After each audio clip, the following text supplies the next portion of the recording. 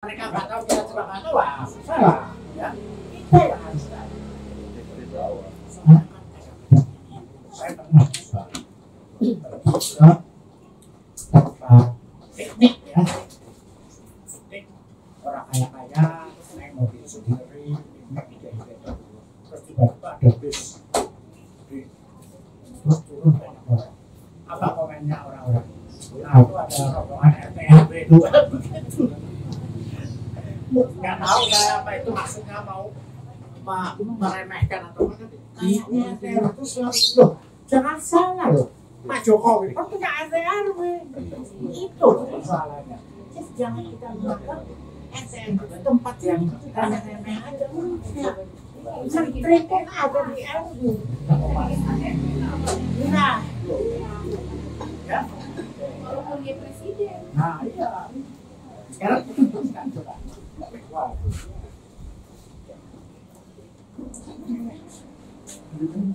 Ya, lanjut.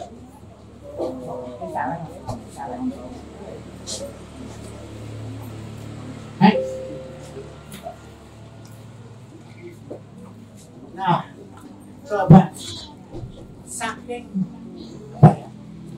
sangat strategis, saya bahkan mengatakan RT/RW itu adalah infrastruktur sosial.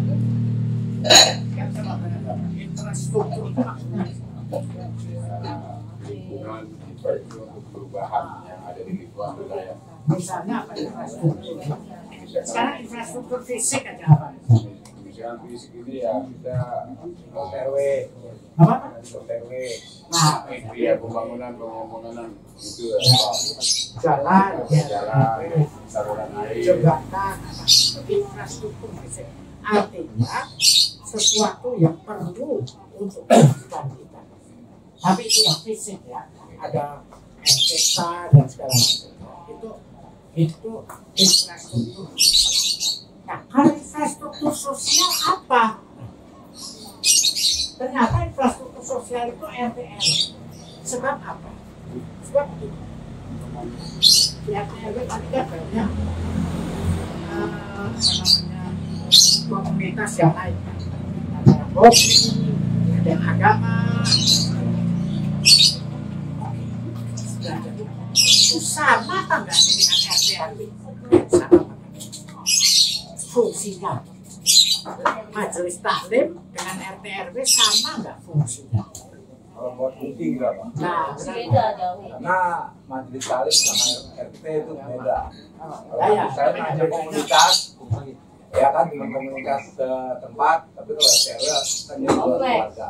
Nah, jadi kalau komunitas primordial itu berupa kayak organisasi. Kalau kebetulan untuk agama namanya organisasi majelis taklim, ya bagus, komunitas bagus. Tapi kan dia nggak ngurusin semua yang lain. Dia cuma ngurusin orang-orang yang agamanya sama yang lain ngurusin anggota sendiri. Jadi beda sama RT/RW. Makanya RT/RW saya sebut bukan organisasi biasa, tapi RT/RW adalah infrastruktur. Kenapa? Karena dia berlaku untuk semua. Dia menjembatani semua. Ya, ibarat semua orang bisa melewati itu. Tidak ada siapapun. Tidak eksklusif. Tidak seperti organisasi. Nah, berarti sini pentingnya RT/RW Pak bukan sebagai organisasi biasa. Aduh. Mengapa infrastruktur sosial dibangun? Ya sama lah ya. Ya, oke, lanjut. Misalnya ya, sudah. Baik. Tarik. Nah, saya cuma mau ngecek nih ya. Kan tadi kan kalau infrastruktur sosial berarti yang melebihi organisasi yang lain. Kayak ini misalnya, gambar ini ya. Ini ada mungkin ada yang muslim, ada yang nggak muslim, ada yang apa kan gitu ya. Tapi mereka berkumpul. berarti bukan dalam rangka majelis taklim, berarti dalam Musyawarah. rangka keseluruhan RW. Ada orang tuanya, ada orang ada semuanya bisa berpartisipasi. Jadi kita pada lembaga musyawarahnya yang berlaku. Lalu ada WA group nggak ya? Ada, Pak. Ada. Tingkatnya apa WA group? RT atau RT. Dari RT, Pak. Dari RT, RW. RT juga ada? Ada. Kelurahan juga ada. Kalau RW hanya pengurus RT RW. Kalau RT warga. Karena nggak mungkin satu RW warga satu RW bikin kampung. Sebetulnya ada jembatan yang bisa menghubungkan, dan kalau itu berjalan dengan baik, wah itu banyak gunanya kan. Asal jangan ngegosip aja. Bisa RW di WA-nya nggak gosip semua, Pak. Kacau banget. Oke, buran. Gosipnya dikit-dikit doang. Lanjut.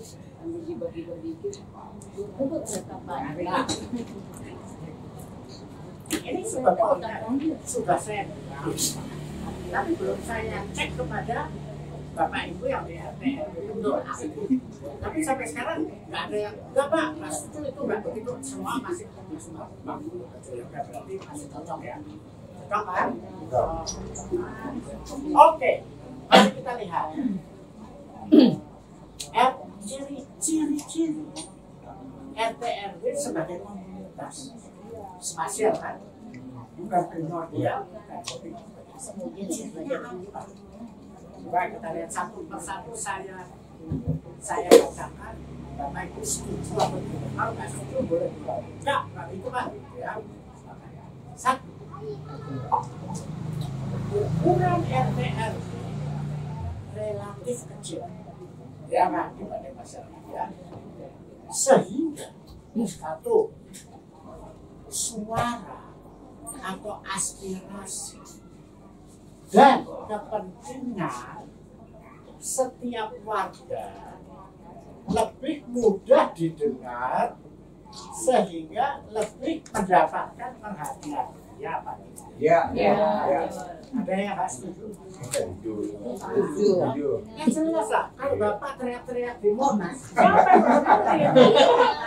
Karena Bapak jadi pulang ke rumah, dia teriak-teriak langsung ada apa Pak? Ya. Setiap individu bisa langsung memberi peran yang nyata dalam pembangunan, memberi peran yang nyata dalam pembangunan, sehingga bisa terjadi partisipasi yang sebenarnya. Ya, betul. Misalnya ini, lalu setelah selesai itu masih aktif menjadi jumantik. Kelihatannya kecil-kecil aja jumantik. Tapi kalau nggak ada jumantik, sampai meledak wabah.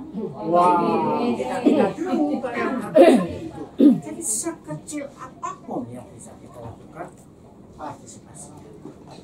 Hanya di RT nggak di Monas. Gitu. Ya, oke. Pengawasan sosial terhadap individu lebih mudah dan komitmen kuat. Oke, iya Pak Mbak? Iya. Jangan cuma diam aja, sekarang kasih itu.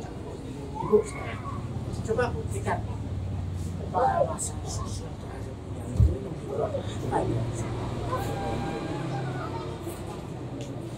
Kasih contoh aja, sehari-hari aja.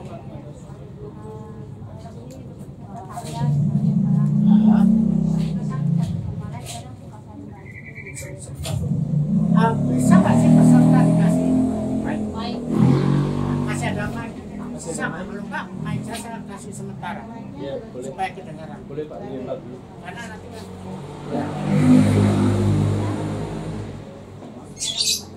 Ya. Michael bisa dikit. Ya. Kalau aku udah langsung komplain.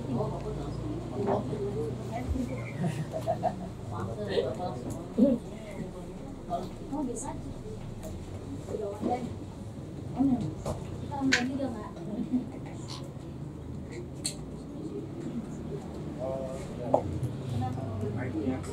Baterainya.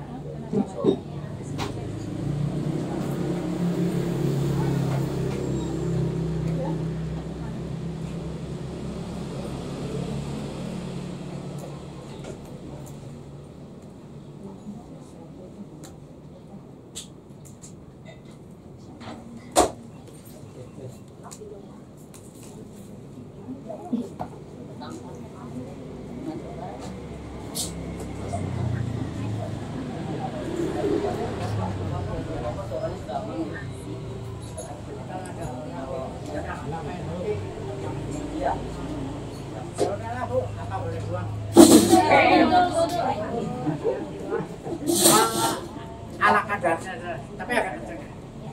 Misalkan di dalam tangga Pak, pengawasan sosial, kalau kan ada warga yang dari bertamu apa gimana kan, jadi kan bisa lapor ke RT kalau misalkan dari punya dan apa sih namanya, apa kalau selama bertamu harus lapor gitu, lapor.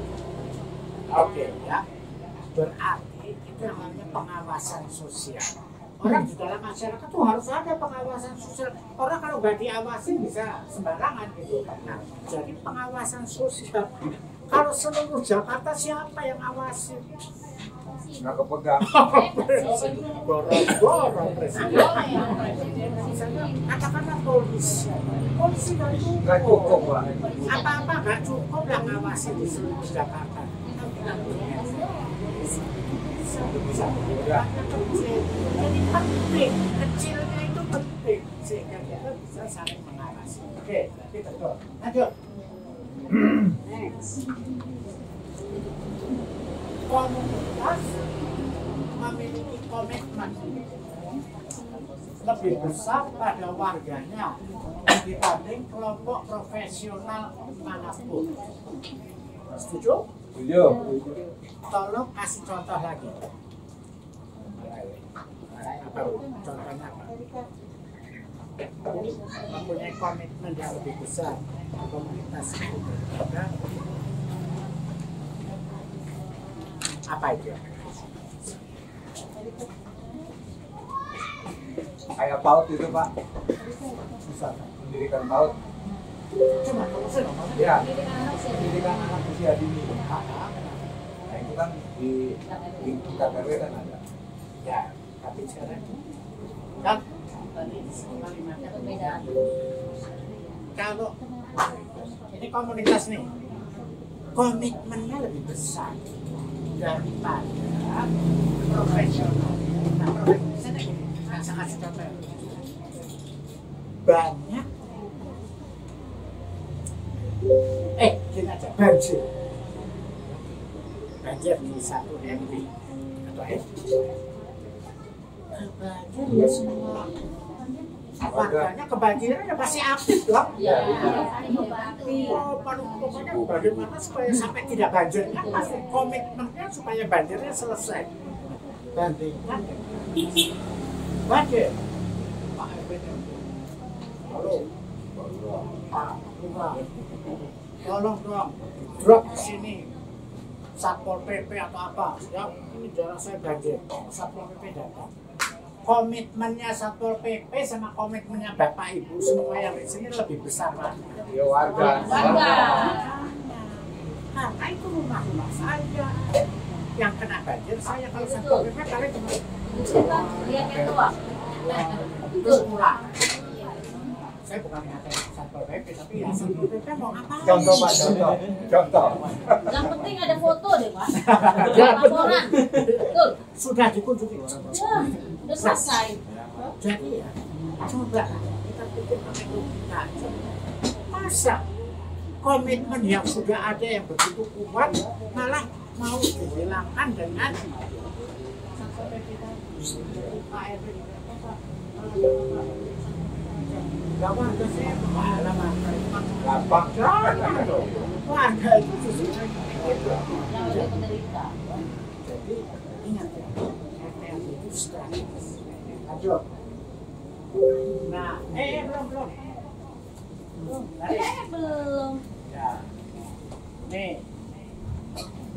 Komunitas mengetahui masalah para anggotanya lebih mendalam daripada petugas profesional. Ya, Pak Tidak? Ya. Ibu RT malah keluarga itu kira-kira gimana? Oh, saya tahu. Karena lebih mahal. Satpol PP mana tahu tuh dia. Jangan apa namanya harus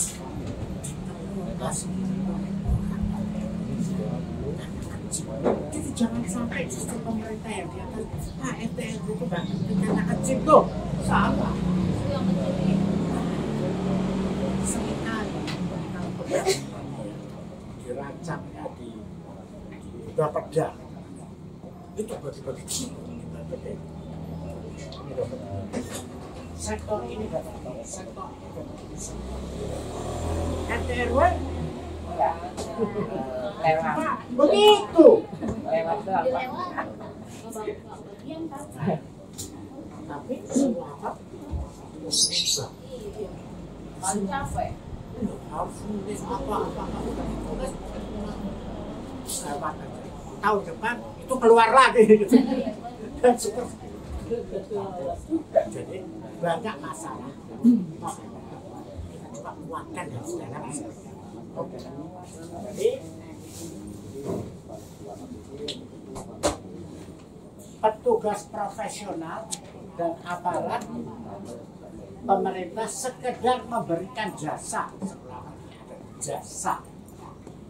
sedang komunitas mampu memberikan penyelesaian secara mendasar. Gak cuma memberikan jasa amanah, selesai kan? Budgetnya selesai, masalah kriminalitas juga kalau selesai. Masa Bapak mau sih di RT RW Bapak itu digabung sama kriminal? Mau kan? Itu harus diselesaikan. Sekarang pelayanan komunitas lebih murah daripada pelayanan profesional kita. Gratis malah Pak. Ya gratis. Bukan. Kita bekerja bergotong royong pasti jauh lebih murah. Makanya energi yang ada di RT itu mesti dimanfaatkan. Itu ya. Lalu dalam memberikan pelayanan seorang profesional terutama akan melihat dari aspek kelemahan. Jadi dia datang, ya RW ini kelemahannya begini, ini benar nih RW ini, harus mengerti. Tapi kalau ya, kelemahan dan kekurangan, sedang komunitas lebih mampu melihat potensi yang ada. Kalau saya tanya Pak RT, Pak RT itu keluarga itu bagaimana?